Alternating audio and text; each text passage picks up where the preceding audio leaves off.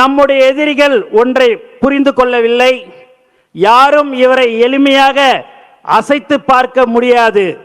ஏனென்றால் இவர் மக்களின் நம்பிக்கை, தாய்மார்களின் நம்பிக்கை, தமிழ் மண்ணின் நம்பிக்கை.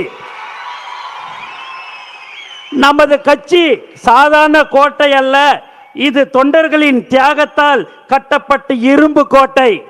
இனி நம் வேலை எதிரிகளை தோலுரித்து காட்டுவதுதான். தலைவர் கை காட்டும் திசையில் பல மடங்கு பலத்துடன் புதிய வேகத்துடன் நாம் செயல்பட போகிறோம்.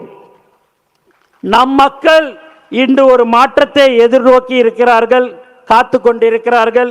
அந்த மாற்றத்தை கொடுக்கும் தகுதியும் நேர்மையும் கொண்ட ஒரே கட்சி நமது தமிழக வெற்றி கழகம் மட்டும்தான். இது வெறும் பொதுக்குழு கூட்டம் அல்ல, இது நம்முடைய லட்சிய பயணத்தின் ஒரு வரலாற்று திருப்பம். நம்முடைய கொள்கைகளை மீண்டும் உறுதிப்படுத்தவும் நம்முடைய கரங்களை மேலும் பலப்படுத்தவும் நாம் இங்கு கூடியிருக்கிறோம். ஒரு மாபெரும் இயக்கத்திற்கு கட்டுப்பாடு என்பது மிகவும் அவசியம். நாம் அனைவரும் தலைவரின் முடிவுக்கு கட்டுப்பட்ட ஒரு தாய் பிள்ளைகளாக செயல்பட வேண்டும். நமது பலமே நமது கட்டுக்கோப்பு தான். அதை சீர்குலைக்க நினைக்கும் எதிரிகளை நாம் அனுமதிக்க கூடாது. பெரியவர்களை மதித்தும் இளைஞர்களை அரவணைத்தும் நாம் பயணிக்க போகிறோம். இனி ஒரு நொடி கூட நமக்கு ஓய்வில்லை. நாம் ஒவ்வொருக்கும் நம் கிராமங்களுக்கு, நகரங்களுக்கு, வீதிகளுக்கு செல்ல வேண்டும். ஆளும் அதிகாரத்தில் இருப்போரின் அவலங்களை எடுத்துரைக்க வேண்டும்.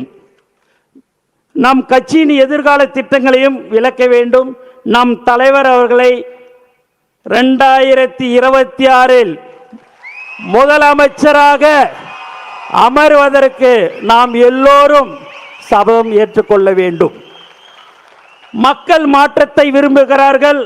அந்த மாற்றத்தை கொண்டு வரும் மாபெரும் சக்தியாக நாம் இருக்கிறோம். அதற்கான தொடக்கம்தான் இன்றைய சிறப்பு பொதுக்குழு கூட்டம்.